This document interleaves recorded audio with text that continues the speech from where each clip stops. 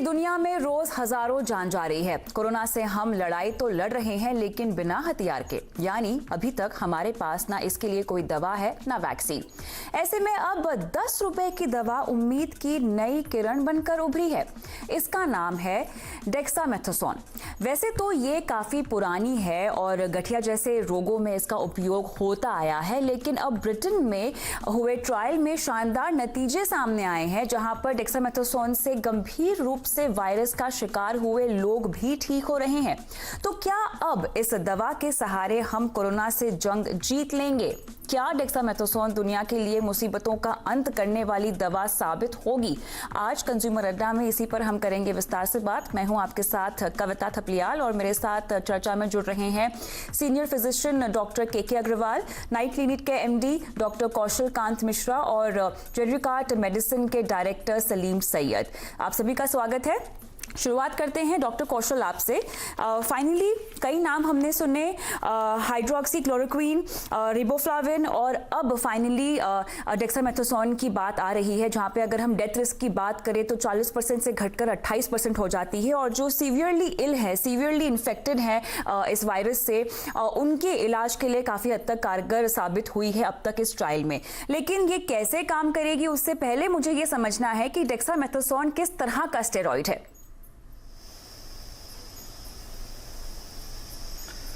देखिए कविता जी, डेक्सामेथासोन एक बहुत ही पुराना मॉलिक्यूल है, बहुत ही कॉमनली आईसीयू में यूज़ होता रहा है। पेशेंट जब डिजीज़ में शॉक में होता है तो इसको दिया जाता है, इसीलिए हम इसको शॉक पैक भी बोलते हैं। स्टेरॉइड ग्रुप में आती है ये। स्टेरॉइड को ऑलरेडी लाइफ सेविंग मेडिसिन कहा जाता है।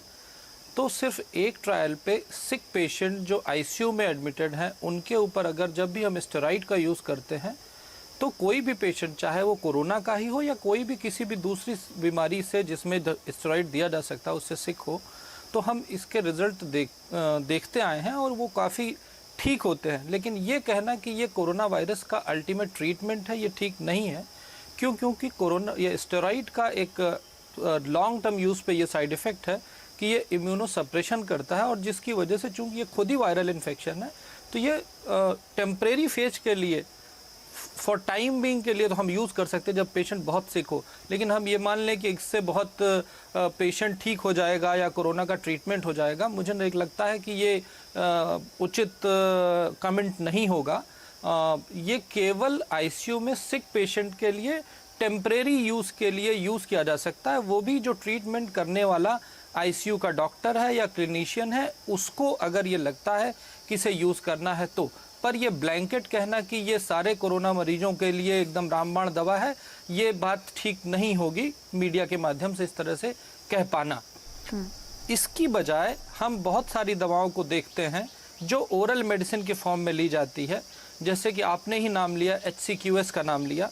एक दूसरी दवा के बारे में मैं बोलना चाहूँगा जिसको हम आइवरमेक्टिन कह रहे हैं। आइवरमेक्टिन एक ओरल टैबलेट है जो वर्ल्ड वाइड कीड़े मारने के लिए यूज़ होती आई है।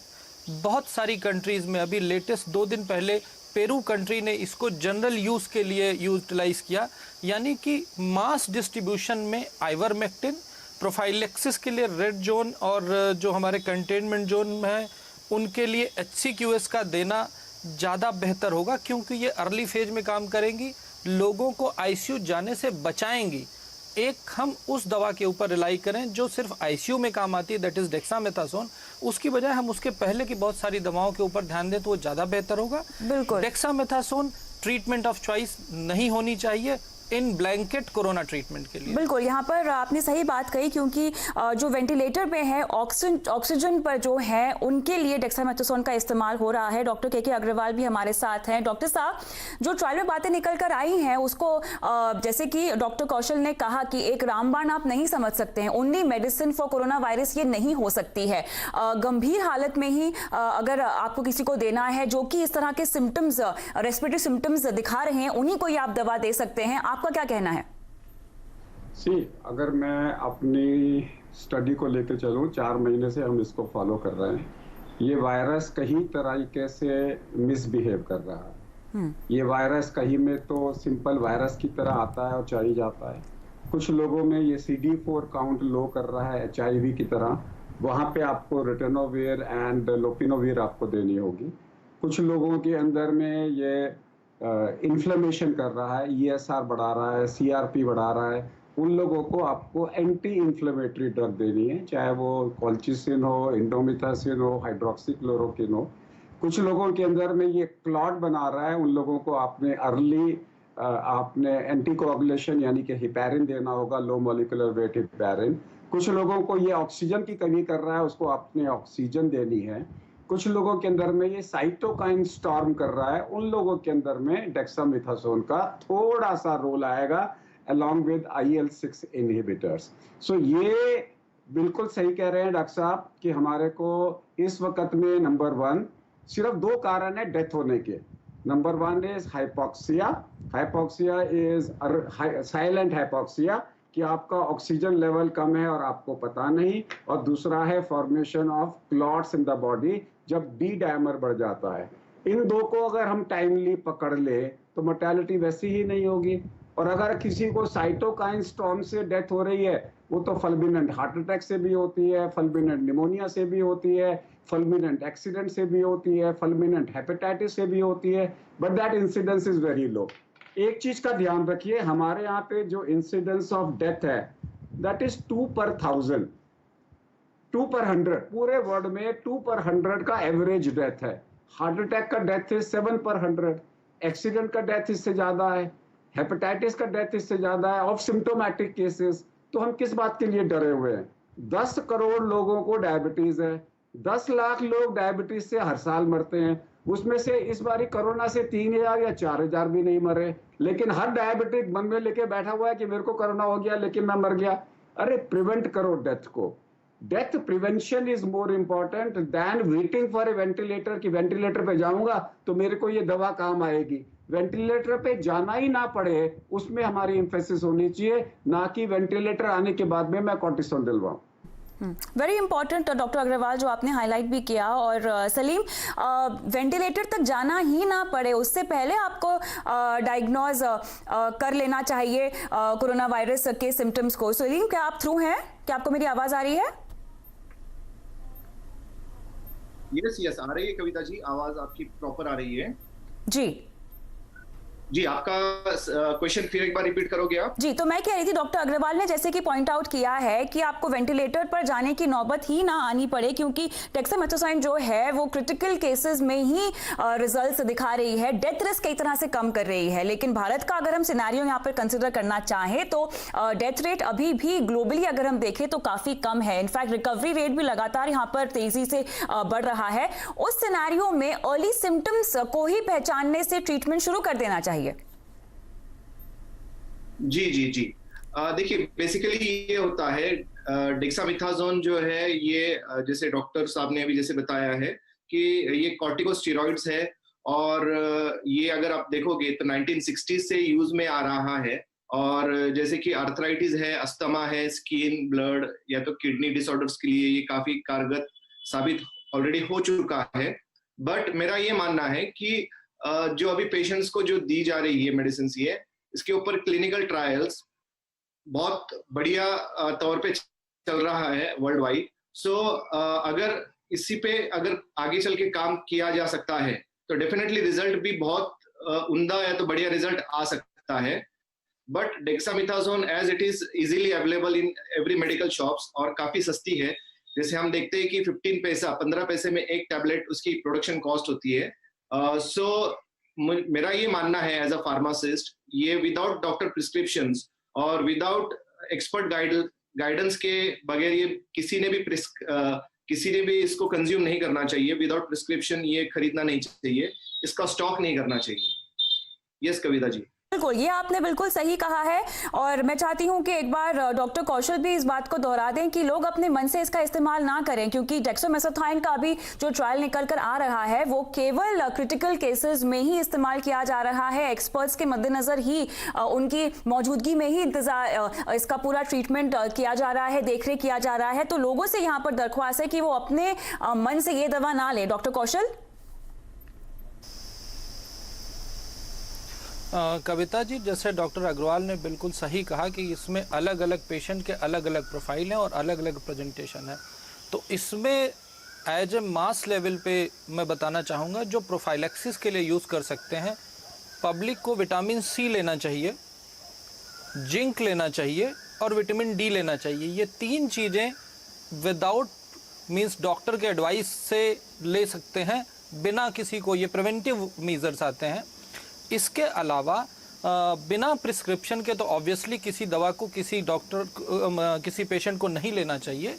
लेकिन हाँ, जैसे अलग अलग पेशेंट में अलग अलग की बात हो रही है, तो बहुत सारे पेशेंट्स में ये देखा गया है, वर्ल्ड वाइड ये देखा गया कि अगर अर्ली स्टेज में हम पेशेंट को सिक होने से यानी आईसीयू जाने से बचा लें, उसको बचाने के लिए बहुत सारे अवेलेबल ऑप्शन हैं। उसमें से कई सारी मेडिसिन के बारे में हम लोगों ने बात की, जैसे सर ने बताया रेमडेसिविर, वो सब काफ़ी एंटीवायरल मेडिसिन है, हॉस्पिटल एडमिशन के बाद ही दी जा सकती हैं। लेकिन वो ये जैसे विटामिन जो मैंने बताए हैं वो, इसके अलावा HCQS एंड आइवरमेक्टिन। मैं बार बार आइवरमेक्टिन और HCQS का नाम इसलिए ले रहा हूँ कि एक तो HCQS हमारे ICMR द्वारा रिकमेंडेड है, वर्ल्ड वाइड इसका यूज़ होता रहा है पहले भी, उसके साइड इफ़ेक्ट के बारे में चर्चाएं बहुत आई हैं। लेकिन अगर उसके बाद डॉक्टर कौशल हाइड्रोक्सी क्लोरोक्विन के इस्तेमाल पे रोक भी लगा दी है, फिर भी आप ऐसा क्यों कह रहे हैं कि ये काफी हद तक कारगर है ट्रीटमेंट में? वो इसलिए ये अभी रोक नहीं लगी है, मैं आपको करेक्ट करना चाहूंगा, इस पे रोक नहीं लगी हुई है। ठीक, ICMR ने इसको रिवाइज किया है और WHO ने भी अपने स्टेटमेंट को विड्रॉ कर लिया है। मैं इसलिए HCQS के बारे में स्पेशली बोल रहा हूं क्योंकि उसके बारे में कंफ्यूजन बहुत फैलाए गए हैं। आप देखिए, HCQS मलेरिया प्रोफाइलैक्सिस प्रोग्राम में WHO के ग्लोबल प्रोग्राम में है।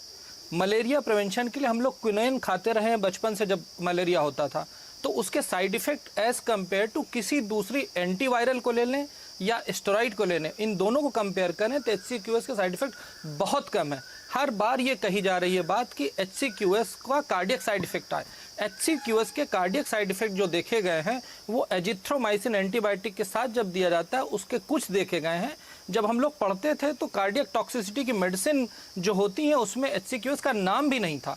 HCQS का जो मेन साइड इफेक्ट आता है, पेट में गैस्ट्राइटिस करता है और लॉन्ग टर्म यूज में हम लोग रिमोटाइड आर्थराइटिस में यूज करते हैं, महीनों तक यूज करते हैं, तो उसको ब्लरिंग ऑफ विजन होती है जो रिवर्सिबल होती है।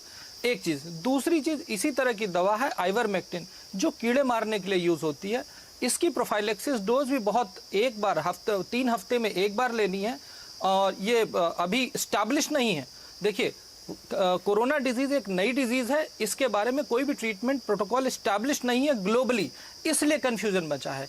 लेकिन अगर इन दोनों मेडिसिन को cautiously under supervision of consultant along with vitamin दिया जाए तो मुझे लगता है कि मोर देन 95% लोगों को सिक होने से बचाया जा सकता है। और केवल लिमिटेड लोग जिनको आईसीयू में जाना है उनके लिए हम आईवी मेडिसिन की बात कर सकते हैं, रेमडेसिविर की बात होती है, डेक्सामेथासोन की बात हो सकती है।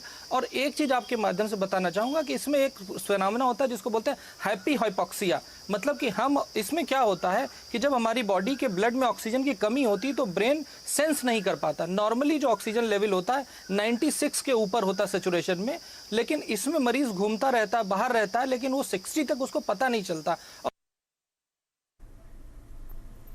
यहाँ आपकी आवाज़ आनी बंद हो गई है डॉक्टर कौशल, लेकिन आपके पास हम फिर से आएंगे। डॉक्टर अग्रवाल, आपसे मैं पूछना चाहती हूँ, तो फिलहाल भारत में जो हम ट्रीटमेंट की बात कर रहे हैं उसमें किस तरह की दवाइयाँ जो है अब इस्तेमाल किया जा रही है? हाइड्रोक्सी क्लोरोक्विन, रिबोफ्लाविन, क्या ये शामिल है पूरे ट्रीटमेंट प्लान में?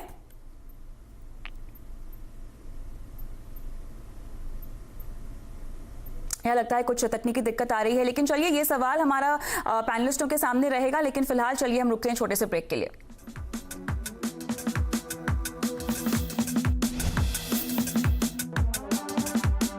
तो कोरोना वायरस से लड़ाई में कौन सी दवा आखिर काम आएगी? डेक्सामेथासोन का नाम आया है, लेकिन हमारे पैनलिस्टों के मुताबिक अब तक इसको हर लेवल के पेशेंट्स पर इसका इस्तेमाल नहीं किया जा सकता।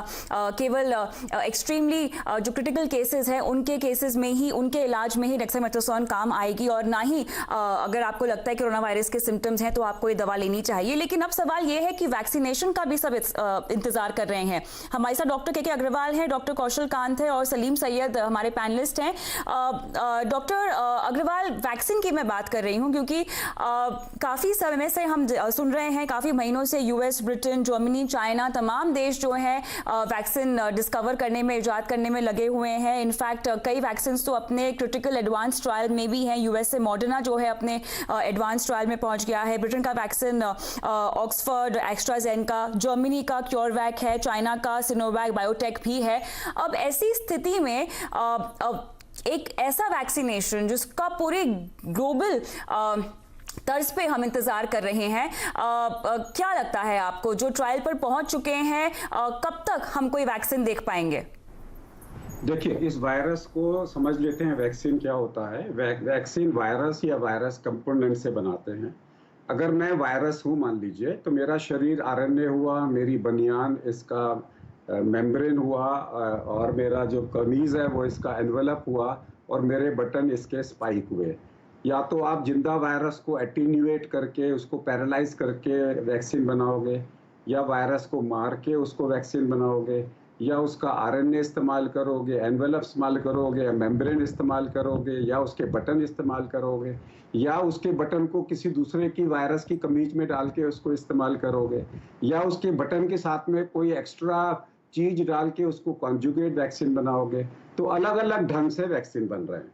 जो ऑक्सफोर्ड का वैक्सीन है, उन्होंने एडिनो वायरस यानी कि दूसरे वायरस के बटन एक्सचेंज कर दिए, उसके अंदर में कोरोना का बटन लगा दिया। वो काफी एडवांस स्टेज के अंदर में है, लेकिन उन्होंने सिर्फ बटन यूज किया है, पूरा वायरस यूज नहीं किया। अब जो दूसरा है मॉडर्ना वाले, उन्होंने वायरस लाइक पार्टिकल को, मैसेंजर आरएनए को, जो ओरिजिनल वायरस नहीं है उस जैसा उन्होंने एक सब्सटेंस बना दिया, उसका वैक्सीन बना रहे हैं। अब ये सारे वैक्सीन, जैसे मैंने कहा, 7 डिफरेंट प्रेजेंटेशन है। अब हमें तो नहीं मालूम कि ये स्पाइक कौन सी प्रेजेंटेशन कर रहा है, मेम्ब्रेन कौन सी कर रहा है, एनवेलप कौन सी कर रहा है, आरएनए कौन सी कर रहा है। हो सकता है कि ये जो मॉडर्ना वाला या जो वैक्सीन है या ऑक्सफोर्ड वाला वैक्सीन है, वो 7 कॉम्प्लिकेशन में से एक कॉम्प्लिकेशन दूर करे और 6 को ना करे। अभी जो एनिमल एक्सपेरिमेंट्स हुए उसमें देखा कि इस जो वैक्सीन है उसने निमोनिया तो कम किया लेकिन वायरल लोड को कम नहीं किया। पता लगा उसका निमोनिया तो कम हो गया लेकिन जीआई कॉम्प्लिकेशन, हार्ट कॉम्प्लिकेशंस कम नहीं हुई। तो अभी सब कुछ हवा में है। हालांकि 2 कंपनियों ने साइमल्टेनियसली वैक्सीन बनाना भी चालू कर दिया है कि अगर ये पास हो गया तो वैक्सीन बनाने में समय ना लगे। बट आज की डेट में इसमें, इस वायरस में एचआईवी की प्रॉपर्टीज भी हैं। एचआईवी का तो वायरस आज तक नहीं बना। तो ये सब लिम्बस में है, हमें कुछ नहीं पता। हर आदमी वैक्सीन के ऊपर लगा हुआ है, जिसकी वैक्सीन काम कर गया उसकी लॉटरी निकल गई। लेकिन ये भी हो सकता है कि ये वैक्सीन 7 में से एक कॉम्प्लिकेशन करे, हटाए और बाकी 6 को रहने दे, वो वैक्सीन फेल हो जाए। फिर हमें ये नहीं मालूम कि ये वैक्सीन एक काम करेगा कि 2 देने पड़ेंगे कि 3 देने पड़ेंगे, कि पोलियो की तरह मल्टीपल देने पड़ेंगे, फ्लू की तरह हर साल देना पड़ेगा इस वैक्सीन को। आज की डेट में हमें नहीं पता। So vaccine is coming, we have a hope. लेकिन वैक्सीन की होप में हमें प्रिवेंशन हटाना नहीं है। आज का प्रिवेंशन है सोशल डिस्टेंसिंग एंड मास्किंग। और अगर हो जाए तो डरना नहीं।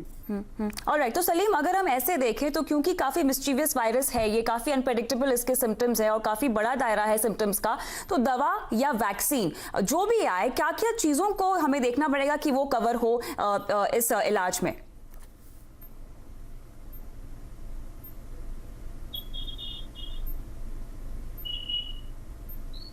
सलीम, आपको मेरी आवाज आ रही है? यस कविता जी, आपकी आवाज आ रही है मुझे। देखिए, वैक्सीन की अगर हम बात करेंगे, सो वर्ल्ड वाइड इसके ऊपर क्लिनिकल ट्रायल्स जो है वो बहुत ही स्पीड से, बहुत ही तेजी के साथ लिया जा रहा है। जैसे कि उसमें 4 फेज होते हैं। फर्स्ट फेज होता है पेट्री डिश, और सेकंड होता है टेस्ट ट्यूब्स, उसके बाद होता है एनिमल, और उसके बाद होता है ह्यूमन ट्रायल्स। सो आज अगर देखोगे आप, तो ये 3rd और 4th जो फेज है, यहाँ पे काम चल रहा है सभी कंट्रीज में, सभी जो भी क्लिनिकल रिसर्च सेंटर्स है वहां पे। सो एनिमल जो भी ट्रायल्स थे, बहुत सारे कंट्रीज में ये सक्सेसफुली जो है इसको अप्रूवल मिल चुका है। एनिमल्स के बाद अगर ह्यूमन की बात करोगे तो ह्यूमन जो भी ट्रायल्स थे उसी में भी सक्सेस हमको मिलता नजर आ रहा है।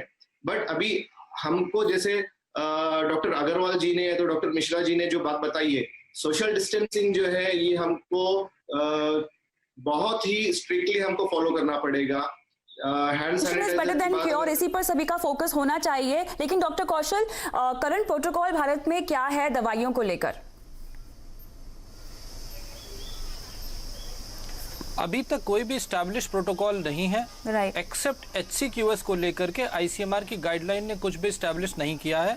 पर जो मुझे समझ में आता है, जो मेरे पेशेंट हैं कोरोना के जिनको मैं ठीक कर रहा हूं, उसमें मेरे प्रोटोकॉल में एंटी इन्फ्लेमेटरी है, HCQS है, आइवरमेक्टिन है, इसके साथ साथ vitamin C, vitamin D and zinc का कॉम्बिनेशन है। इसके अलावा हर पेशेंट को मैं एडवाइस करता हूं कि वो एक ऑक्सीमीटर आता है जिसका प्राइस करीब 1200 से लेकर 1800 तक होता है। एक ऑक्सीमीटर वो ये बताता है कि आपका ऑक्सीजन सैचुरेशन क्या है, क्योंकि ऑक्सीजन सैचुरेशन एक डेंजरस चीज़ है जिसके बाद आदमी की डेथ हो सकती है या उसे ICU में एडमिट होना पड़ता है। मैं बता रहा था, एक फिनोमेना होता है इसमें हैप्पी हाइपोक्सिया। हैप्पी हाइपोक्सिया ये होता है कि आदमी नॉर्मली हमारे आपकी तरह बाहर बैठा होता है, घूम रहा होता है, अगर वो कोरोना वायरस से इन्फेक्टेड होता है तो उसके ब्रेन सेंस नहीं कर पाता है कि उसका ऑक्सीजन लेवल कम है। और नॉर्मली जो ऑक्सीजन लेवल होता है वो 96 के ऊपर होता है, एक 96 प्लस होता है। लेकिन कोरोना वायरस वाले पेशेंट में ये अगर ऑक्सीजन लेवल देखा गया है कि 60 तक भी ऑक्सीजन लेवल होता है तो आदमी वॉक कर रहा होता है, चल रहा होता है, और जब तक ब्रेन को हाइपोक्सिया होता है यानी ब्रेन की ऑक्सीजन सप्लाई कम होती है तो वो बेहोश होकर गिर जाता है, और जब तक वो ICU पहुंचता है या किसी फैसिलिटी में पहुंचा तब तक उसकी डेथ हो सकती है। ये एक बड़ा यूनिक फिनोमेना इसके साथ देखा गया है। तो मेरी एडवाइस आपके माध्यम से, जिसके घर में भी कोई कोरोना का सस्पेक्टेड पेशेंट है वो ऑक्सीमीटर जरूर रख ले, और उसका ऑक्सीजन सैचुरेशन 96 के नीचे आता है, उसको सांस लेने में प्रॉब्लम हो रही है और उसको कुछ सिम्टम्स बता रहा हूँ, इसके जो नॉर्मल सिम्टम्स जो मैंने फील किए हैं वो ये हैं, वीकनेस आती है, लिथार्जी आती है, थकान सा लगता है, गले में खराश आती है, खांसी हो सकता है, जुकाम की फीलिंग हो सकती है, फीवर, ये सारे मेजर सिम्टम है जो लगभग सभी डिजीज में होते हैं। इसमें ज़्यादा वीकनेस एक बहुत स्ट्रॉन्ग फैक्टर आ रहा है। इसके अलावा फीवर होता है, चौथे पाँचवें दिन के बाद यानी एक हफ्ते के आसपास आदमी को लूज मोशंस हो सकते हैं, गले में अजीब सा सेंसेशन हो सकता है, और इसमें प्रॉब्लम डेथ की नहीं है, डेथ रेशियो इज़ बहुत कम, लेकिन इसमें प्रॉब्लम क्या है कि इन्फेक्टिविटी इस डिजीज़ की ज़्यादा है, यानी कि अगर ये मास लेवल पे फैलेगी तो बहुत सारे लोगों को शायद हॉस्पिटल जाना पड़ेगा, जितना बड़ा हमारा हेल्थ का इंफ्रास्ट्रक्चर नहीं है, यानी कि क्राइसिस हो जाएगी केवल बेड को लेके, डॉक्टर को लेके। बिल्कुल, तो बेहतर यही है कि आप प्रिवेंशन पर काम करें, अपनी इम्यूनिटी बढ़ाएं, विटामिन C और मास्क और सैनिटाइजिंग और साथ ही सोशल डिस्टेंसिंग का पालन करें। जहां तक कुल मिला के पूरी चर्चा का सार है डेक्सामेथासोन, क्योंकि हम इस पे चर्चा कर रहे थे, ये रामबाण कोरोना वायरस के इलाज में साबित हो सकता है, लेकिन ये हर किसी के लिए नहीं है, ये आप सबको समझना बहुत जरूरी होगा, और क्लियरली इस दवाई को बिना डॉक्टर के प्रिस्क्रिप्शन के नहीं लेना है। बहुत बहुत शुक्रिया आप सभी का इस खास चर्चा में मेरे साथ शामिल होने के लिए। इसी के साथ मुझे दे इजाजत, नमस्कार।